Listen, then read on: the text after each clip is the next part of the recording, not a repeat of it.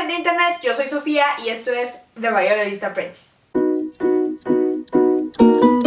La forma distintiva del excremento del wombat es una ventaja, ya que los lados planos de los cubos aseguran que no van a rodar de un lado a otro.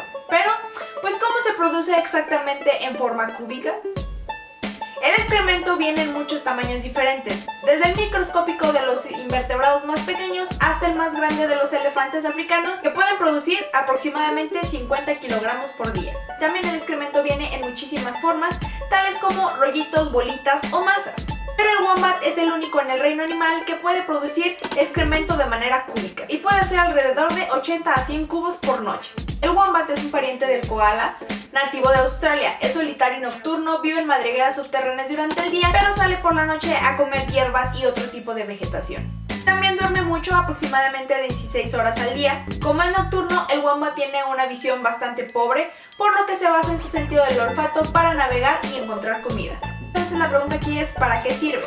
El excremento es producido por todos los organismos y las especies se han adaptado para utilizarlo pues de diferentes maneras, ya sea como un mecanismo para la dispersión de semillas o una fuente de alimento para otros animales, incluyendo los escarabajos. También puede proporcionar información sobre el individuo que lo produce y su dieta.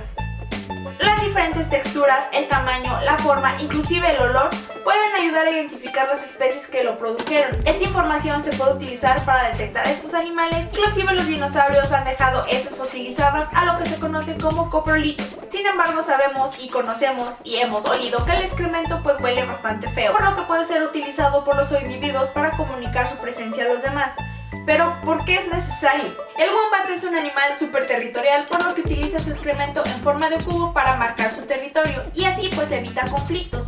El contenido hormonal en las heces también se puede examinar y es así como los machos pues pueden saber cuándo las hembras son más fértiles. Los wombats normalmente defecan afuera de sus madrigueras y en la parte superior de las rocas y los troncos, donde es más fácil que sean detectados por otros wombats. Pero la pregunta del millón que probablemente todos ustedes están haciendo es cómo se produce el excremento de manera cúbica. Y es cúbica no porque el wombat tenga un nano cuadrado, que sería la respuesta más lógica, sino porque tiene un proceso digestivo muy largo y muy lento, típicamente de 14 a 18 días, lo que permite que la materia digestiva se vuelva extremadamente seca y compactada.